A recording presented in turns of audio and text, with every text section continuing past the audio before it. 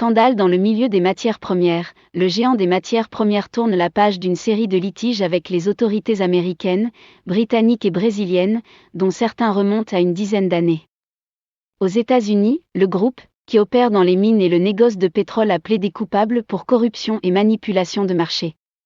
Il devrait faire de même au Royaume-Uni. Le montant de la sanction financière en Grande-Bretagne doit encore être fixé lors d'une audience le mois prochain, mais Glencore a indiqué mardi s'attendre à une amende totale proche du 1,5 milliard de dollars provisionné en début d'année. L'accord passé avec les autorités américaines prévoit aussi la nomination d'un auditeur externe pendant 3 ans.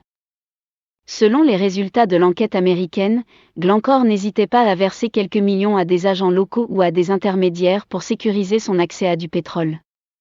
Le géant est impliqué dans des cas de corruption dans une multitude de pays, Nigeria, Venezuela, République démocratique du Congo, Brésil, Cameroun. Les pots de vin apparaissent comme une pratique courante au sein de la société. Les collaborateurs de la filiale anglaise ont par exemple pu demander par mail 90 000 $ pour couvrir des frais liés à l'achat de journaux, une façon de demander un bakshish pour sous-évaluer un champ de pétrole. Le destinataire du courrier en question a répondu en assurant qu'il allait livrer les journaux en main propre.